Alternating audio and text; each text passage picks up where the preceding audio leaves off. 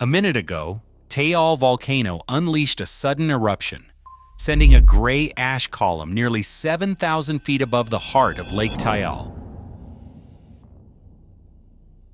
Just 43 miles from the dense population of Manila. From above, the crater looks small and peaceful, but history proves otherwise. Underestimating this sleeping giant could cost millions their safety. What makes this modest volcano one of the world's most dangerous? And why does paradise live one breath away from disaster? Wind sweeps across Lake Taal, carrying a fine gray mist that blurs the horizon and settles on the water's glassy surface. The air carries a sharp, sulfurous tang. On the scattered fishing boats, men pause, faces turned skyward as the column of ash rises from the main crater, twisting and expanding, then drifting westward. Ash begins to dust the roofs of lakeside homes, coating banana leaves and rice paddies with a thin, pale layer. In the barangays of Banyaga, Buso, and Gulud, the morning takes on an eerie stillness. Streets grow quiet as residents retreat indoors, windows closed against the powdery fallout. Schoolyards empty, and market stalls stand abandoned, their wares left under a soft gray shroud. The eruption's plume, measured by the Philippine Institute of Volcanology and Seismology at heights up to 2,100 meters, casts a shadow over the lake's turquoise waters. Rainfall begins, mixing with the ash and turning roads slick, painting patterns on parked tricycles and corrugated roofs. The usual bustle of lakeshore life slows, replaced by the steady whisper of settling ash. Birds circle uneasily above the caldera, their calls muffled. Along the north shore, the faint outline of Volcano Island grows indistinct, shrouded in haze. Yet beneath this sudden silence, the ground remains restless. Volcanic tremors ripple through the soil, unnoticed by most but recorded by the network of instruments ringing the lake. For those living here, every breath and every glance skyward is a reminder that paradise rests on uncertain ground. Taal's low profile can fool even seasoned travelers. Rising just 1,021 feet above the lake, it looks almost gentle from the shore, dwarfed by the mountains that ring the caldera. Yet beneath this modest appearance lies a record of devastation, matched by few volcanoes on Earth. Over the centuries, Taal has unleashed eruptions, powerful enough to erase entire villages, send pyroclastic surges racing across the water, and darken skies as far as Manila. Scientists at the Philippine Institute of Volcanology and Seismology point to Taal's unusual structure as a key reason for its outsized danger. The volcano sits inside a much larger caldera, the remnant of an ancient super-eruption that left a vast bowl now filled by the lake. This unique setting concentrates volcanic energy in a confined space, amplifying the effects of even moderate eruptions. When magma rises, it often meets lake water or groundwater, triggering violent Phreatomagmatic explosions. These blasts can fragment rock into fine ash and hurl it miles from the crater in seconds. The 1911 eruption, which killed over 1,300 people in a matter of hours, stands as a stark reminder that size alone does not predict a volcano's threat. Taal's eruptions are swift, often giving little warning and leaving little time for escape. Its low, broad silhouette hides a restless system capable of sudden, catastrophic change. For the communities around Lake Taal, the landscape's beauty is always shadowed by the knowledge that the smallest volcano can become the deadliest. A vast bowl carved into the earth, Lake Taal stretches nearly 20 miles across, its placid surface hiding scars from a cataclysm that unfolded long before human memory. Around 100,000 years ago, an eruption of unimaginable force emptied a magma chamber beneath this region, collapsing the land and forming a caldera, one of the largest in Southeast Asia. The present-day volcano sits like an island within this ancient wound, a smaller peak rising from the lake's center, encircled by the remnants of the supervolcano's rim. Scientists from the University of the Philippines describe this as a volcano within a volcano, a rare geological arrangement that shapes every aspect of Taal's behavior.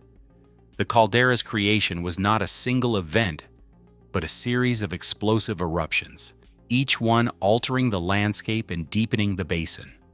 Over millennia, rain and river water flooded the depression, forming the lake and submerging many of the original vents. Today, the main volcano is just the latest in a long line of eruptive centers, its activity fueled by a magma system that still churns beneath the caldera floor. The Philippine Institute of Volcanology and Seismology points to this complex structure as a source of Taal's unpredictability. Multiple vents, some hidden below the lake's surface, can awaken with little warning, allowing eruptions to break out in unexpected places. Taal's restless energy is fed by its place along the Pacific Ring of Fire, a vast horseshoe of volcanic arcs and earthquake zones that circles the ocean. Tectonic plates grind and collide deep underground, forcing magma upward through faults and fractures that crisscross the caldera. Each pulse of magma, each tremor beneath the lake, is a reminder that this landscape was born in violence and remains shaped by forces far beyond human control. For those living in the shadow of Taal, the caldera is both a cradle and a warning, a monument to the power of the earth, and a signal that the story of eruption is never truly finished.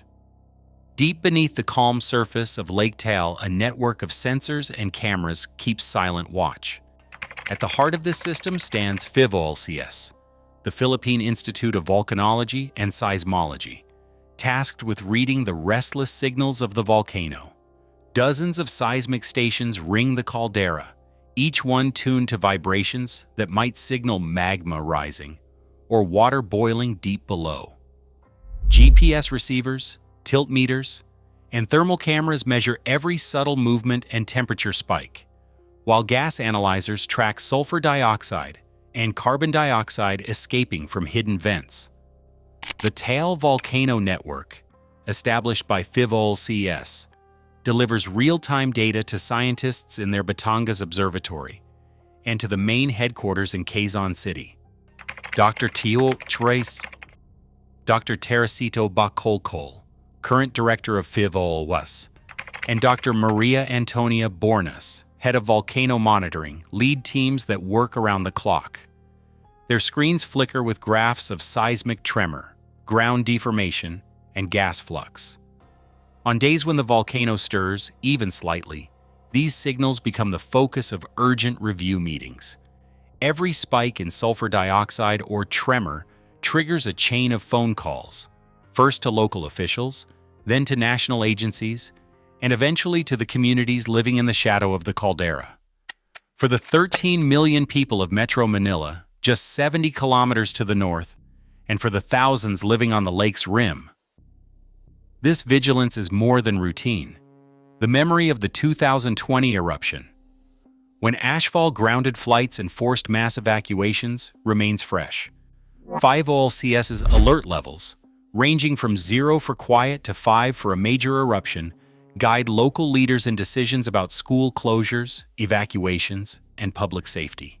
Even when Taal is quiet, the agency warns against venturing onto Volcano Island, where sudden explosions and toxic gases can strike with little warning. Dr. Renato Solidum Jr., former PHIVOLCS director and now Secretary of Science and Technology, has long emphasized the limits of prediction.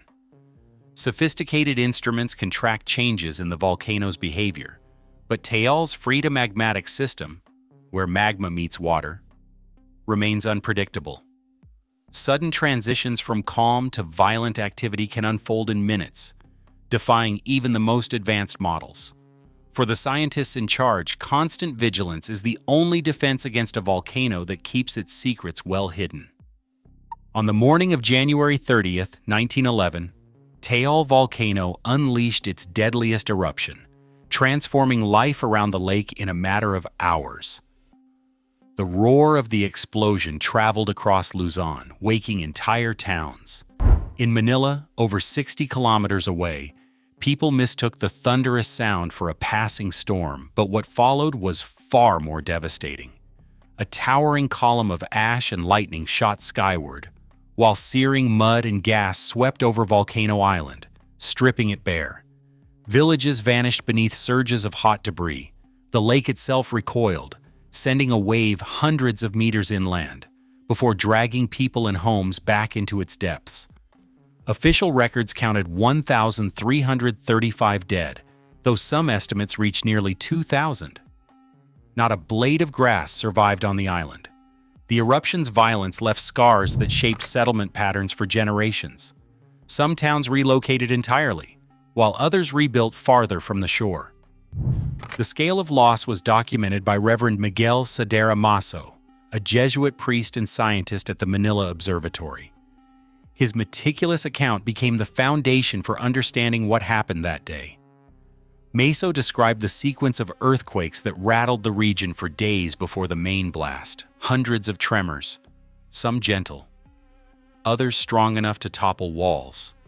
Yet with no warning system in place, most residents stayed, believing the shaking was just another sign of living near a restless volcano. The 1911 disaster unfolded during the American colonial period, a time when the Philippines was governed from afar, and disaster response was slow to arrive.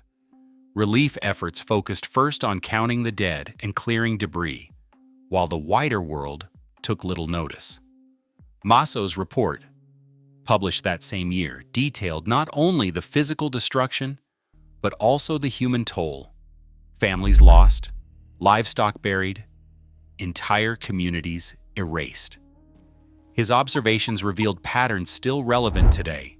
Surges that travel over water, the sudden onset of deadly ash, and the challenge of warning those at risk. A century later, scientists used Masso's work to reconstruct the eruption's timeline and impact. The 1911 event stands as the last volcanic eruption of the 20th century to claim more than 1,000 lives worldwide. Its legacy endures in the caution with which people now view Taal, and in the scientific drive to understand how such a small volcano can cause such immense destruction. Steam hisses from cracks in the crater floor, rising in twisting threads that vanish into the ash-laden air. Taal's eruptions are not driven by molten rock alone. Here, the real violence begins when magma meets water, a process volcanologists call Phreatomagmatic activity. In this hidden world beneath the lake, pockets of groundwater or lake water seep down through fractured rock. When magma pushes upward, the intense heat flashes this water into steam in an instant. The result is an explosion far more powerful than a simple burst of lava. Superheated steam tears apart solid rock, pulverizing it into fine ash and blasting it skyward. Not every eruption at Taal comes from the same place. The volcano's surface is riddled with vents, many of them submerged or hidden beneath layers of ash and debris. Some are no wider than a kitchen table, yet can unleash enough force to send ash plumes thousands of meters above the lake. During the October 2025 events, PHIVOLCS recorded 4 brief eruptions, each lasting just a few minutes, each driven by this violent meeting of magma and water. The largest ash plume soared over 2,100 meters, a column shaped not by the size of the opening, but by the raw energy released below. Scientists measure these eruptions in seconds and meters, but the true complexity lies underground. Magma moves through a tangled network of fractures, sometimes finding easy paths to the surface, other times trapped until pressure builds to a breaking point. The presence of water adds a layer of unpredictability. A vent that was quiet for decades can suddenly awaken if the right mix of heat and water gathers below. This makes Taal especially treacherous. Even with round-the-clock monitoring, seismic sensors, gas detectors, thermal cameras, no one can say with certainty which vent will erupt next, or how quickly a minor disturbance might escalate. The term Phreatomagmatic captures this dangerous chemistry. It is not just the heat of magma, but the explosive potential of steam that shapes Taal's most dramatic moments. Each eruption, no matter how brief, is a reminder that the smallest opening in this landscape can become the source of disaster. The volcano's fractured anatomy, with vents scattered above and below the lake, ensures that the story of Taal is one of constant surprise. A system where hidden forces can transform silence into chaos in the blink of an eye. In January 2020, Taal erupted with a force that stunned even seasoned volcanologists. A column of ash and steam shot nearly 10 kilometers into the sky, blotting out the sun across southern Luzon. PHIVOLCS raised the alert to level 4, warning of a possible hazardous eruption within hours or days. Within minutes, evacuation orders swept through the lakeshore towns. Families loaded belongings onto motorcycles, tricycles, and jeepneys, crowding roads that quickly choked with traffic. Over 100,000 people fled their homes, seeking safety in makeshift shelters and gymnasiums as far away as Batangas City and Tagaytay. The eruption's reach extended far beyond the caldera. Ashfall drifted north, closing Ninoy Aquino International Airport and grounding flights across Metro Manila. Schools and businesses shuttered. The weight of wet ash collapsed rooftops in towns like Agoncillo and Lemery, while farm fields and fish pens vanished beneath a gray blanket. For days, the air was thick with grit and the smell of sulfur. Masks and goggles became everyday necessities, and water supplies turned murky from the fallout. Yet amid the disruption, stories of resilience emerged. Volunteers distributed food and water to evacuees, while local officials coordinated round-the-clock relief efforts. Scientists from PHIVOLCS camped at the observatory, analyzing tremor data and gas emissions, searching for signs that the eruption might escalate. The 2020 crisis revealed both the vulnerability and the preparedness of those living in Taal's shadow. A modern test of systems built to withstand one of nature's most unpredictable threats. Lightning forks through the ash cloud above Taal, tracing electric veins across a sky already darkened by volcanic dust. This rare phenomenon, known as volcanic lightning, forms when ash particles collide and build up static charge, nature's own electrical storm, unleashed by the volcano's breath. For the people living around Lake Taal, such displays are both awe-inspiring and unsettling reminders of the forces at work beneath their feet. In the barangays that ring the caldera, life settles into a rhythm shaped by the volcano's moods. Emergency kits stand ready in hallways. Radios stay tuned to PHIVOLCS bulletins, where voices like Dr. Teresito Bacolcols explain the latest readings from seismic sensors and gas monitors. Children learn evacuation routes before they learn to ride a bicycle. The permanent danger zone, an area that includes all of Volcano Island and nearby lakeshore communities, remains off-limits, its boundaries drawn by hard lessons from past eruptions. Yet families continue to fish, farm, and build homes within sight of the crater, balancing livelihood with risk. Scientists, too, carry a sense of humility. Despite decades of research, Taal's behavior often defies prediction. Dr. Maria Antonia Bornas, who leads the Volcano Monitoring Division at PHIVOLCS, reminds the public that even the best instruments cannot guarantee warning before the next explosion. The community's daily routines are shaped by this uncertainty.